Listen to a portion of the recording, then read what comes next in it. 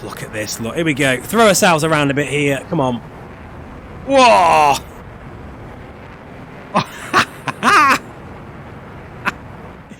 Welcome, folks.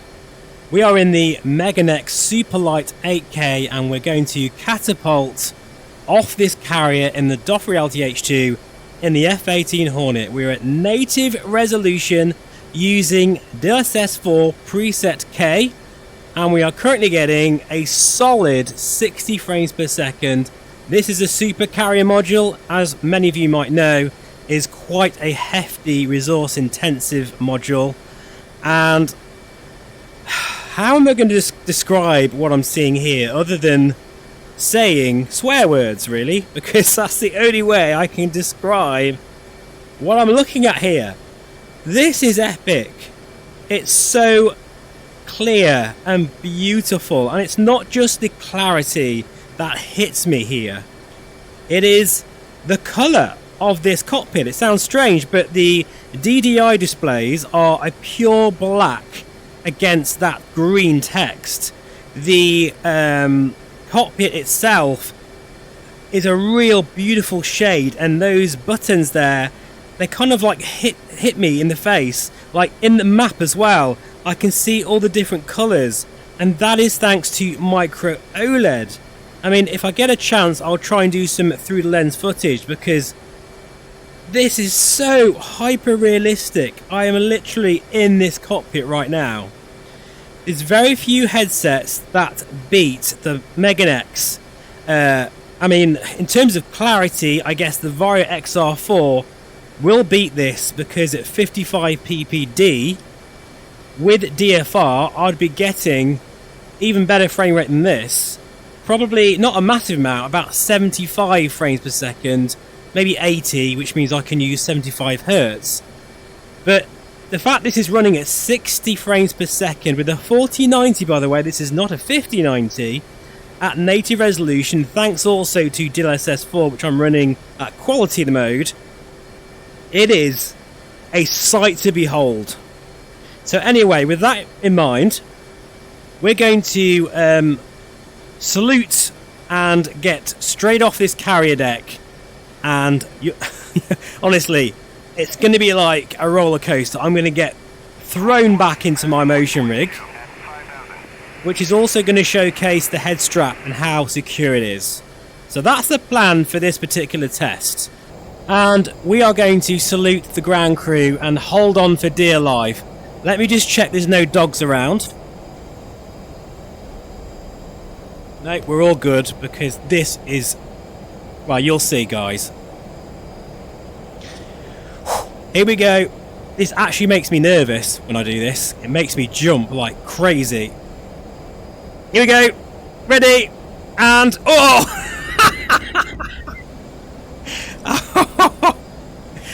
Oh, and obviously, yeah, I forgot to put my motion compensation on as well, so I did get thrown back in the cockpit as well. Oh my, yeah, my motion compensation isn't working. Let me just put that on a minute. Motion compensation off. Oh, hang on, it was already on. Okay, that's interesting. Maybe it's not working at the moment then. Okay, I'll have to sort that out. It seems to be working fine in MSFS. As I got jolted back, the headset is just staying put completely, which I think is fantastic, because I was a little bit worried about this sort of halo design, whether it'd move around too much, but it doesn't. It stays put, and it just looks so good in this thing. It looks so clear and crisp. It's not just that clarity that blows me away, because I've seen clarity like this before. That's nothing new for me. Oh, I'm getting a bit slow here. That's nothing new to me, is the clarity. I've seen amazing headsets now over the years, but this looks better because of the OLED colours and the grade A panel that this is, because this is a new generation Micro-OLED panel where you just absolutely see everything incredibly clear. But as I said in my last video, I don't just want to focus on the things this headset does well, because it's not all good news. For those of you out there that crave field of view, you're not going to probably like this so much, because it is a tiny field of view headset. And the thing is, the reason why I love this so much is because I've always favoured visual fidelity and clarity first before field of view. You might be the other way around. You might crave field of view first before absolute clarity. And quite honestly, there is only one headset that I know of that does both really well at the moment, and that is the Somnium VR1. I think that's the headset that does both quite well. I say quite because the field of view in that is great, but it's not going to blow your mind. But it is obviously bigger than this. But the thing is, I personally would choose the Meganex because of the Micro-OLED, as I've said before, and I've harped on about this many times. It just looks so lifelike, and I don't mind that smaller field of view because of the overlap. But in fairness, the VR1 overlap is very good. So, you know, it depends on whether you want a headset with great form factor as well. Anyway, let's go and find some terrain, and we'll fly really low and see what happens to the FPS. Because right now we're flying over the sea, aren't we? And it's sort of ranging between high 60s to sort of 65, 68 frames per second. Let's see what happens to that once we get low into the weeds. So I think it goes without saying, but I'll say it anyway. Yes, I can read everything. Every single bit of text. I can read the altimeter, which is probably the smallest thing in the F18. Even actually, interestingly, the map can be a bit hard to read in any VR headset, but I can actually read the green on that display. Usually the green is very hard to pick out, but maybe it's the Micro-OLED, I don't know, but I can absolutely read that no problems at all. Now this is a perfect example where pretty much all VR headset displays fail. This is the ultimate test for a VR headset panel, in my opinion, and that is these colours here. Notice how it's quite washed out. You've got the blue sky, the haze. This is where you would see either screen door effect, dead pixels, or Mura. My three pet hates of pretty much all VR headsets. I do not see any of those things with this panel. And that's simply because Panasonic are using the best possible panels they can get their hands on. And I think that's one of the reasons why, at the moment, the Meganex is being made in small batches. And the result, this is the perfect VR image that I've ever seen. It is. It really, really is. I don't say that lightly. Wow. Friggin' amazing. I need some more superlatives to sort of express this. Oh, yes. Oh, God, this is great. You know, I've been on the motorbike all day today, but I'm not quite sure what's more fun, really. Real life or this. So we're still getting a nice, solid, easy 65 frames per second with a 4090 with a 13900K. Now I'm pretty sure with a 9800 X3D processor and a 5090, which I'm going to receive in the next week or so, that's going to be my new system. Hopefully, anyway, if I'm impressed with it. I've got a feeling I will be. This could be an extra, what do you reckon? This could get up to maybe 80 frames per second, perhaps? Oh, there's loads, alright, okay, loads of trees here. Yeah, this is where DCS really struggles. Trees are a killer for DCS, but we're still getting over 50 frames per second. And I need to make another point here about this headset, and this is where I'm not actually quite sure why this is the case. Someone did comment the other day on the reason why this is, but I don't know enough about VR headsets to know why this is the case, and I'm the first to admit that. But apparently this type of display can, well, lower frame rate is not so bad. I think it's to do with persistency, but a lower FPS is not, you're not so sensitive to it. Like this is, now it's 50 frames per second, this still feels like it's 60 frames per second. This still feels really smooth across the ground. I mean, we're even at, we're just below 50 frames per second now, hovering around 50. If this was the, any other headset really, an LCD or QLED headset, I'd see juddering across the ground. I don't see it in this headset. So that is something that is definitely a byproduct of this design, is you get a smoother experience with your performance even when it's slightly lower frame rate. So I think that's a really important thing to learn and understand about this headset. Why that's the case? Someone let me know in the comments, guys. I don't know. But that is definitely something I've noticed.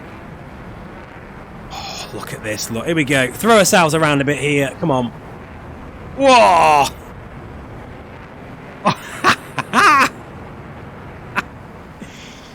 Right then, folks, so it's now time to land back on the carrier. And yeah, it's quite a skill actually, and it's been a while. I used to be quite good at this, but it has been a long time since I've tried this. But let's just do it anyway and see how we get on. So let's just see if we can get some information here from the Theodore Roosevelt.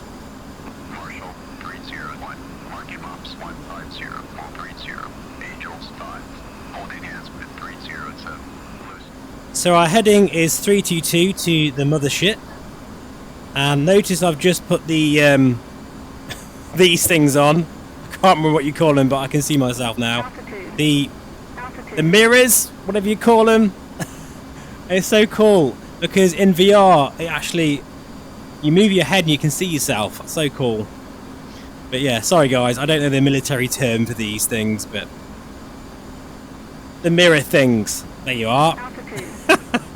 And I know I keep talking about it, but it's one of the things that really hits you with this headset, as well as the lenses, because these are Quest 2-ish lenses, which is a huge deal because it looks so good.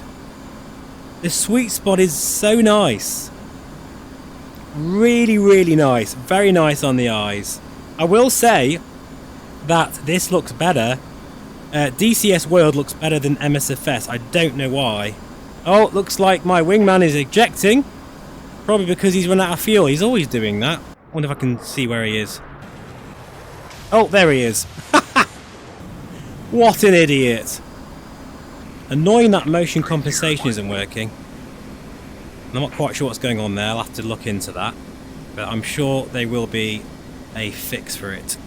Whether it's using a different method, or the fact that the driver's old or something.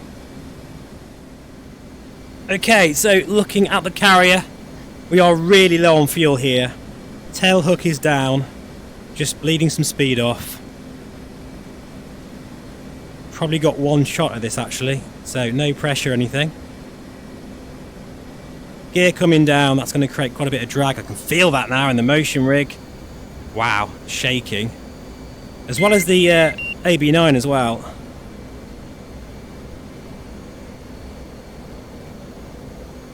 Now just to warn you folks, it's been over a year since I've tried this. So yeah, no pressure there. 60 frames per second though. Feels really smooth this. To be honest, I would be very happy with this frame rate. Bingo fuel. I would be very happy with this frame rate. 60 frames per second in the Meganex and DCS World is fine. Absolutely fine. Okay, I feel a bit low here. All over the place and not quite lined up. I've forgotten how hard this is. Oh, I can feel the pressure.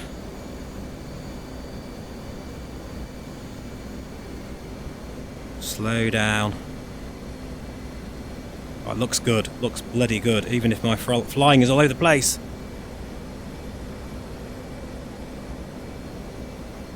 Here we go.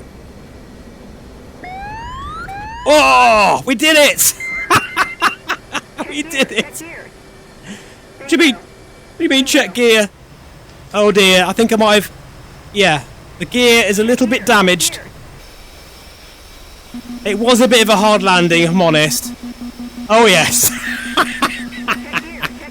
But that was my first attempt at landing on the carrier in well over a year. And we made it. I'd rather be here than in that cold sea. That is DCS World. The motion rig is going crazy.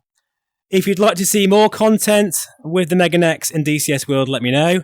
And yeah, it scores incredibly highly in this sim. In fact, if anything, it looks way better and performs way better in this than it does in MSFS. Thanks so much for watching. As always, please feel free to subscribe. Whoa. I'll see you again very soon. Bye-bye for now.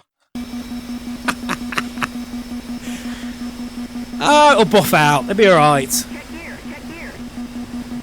I'm sure I'm not going to be in any trouble at all. Oh dear.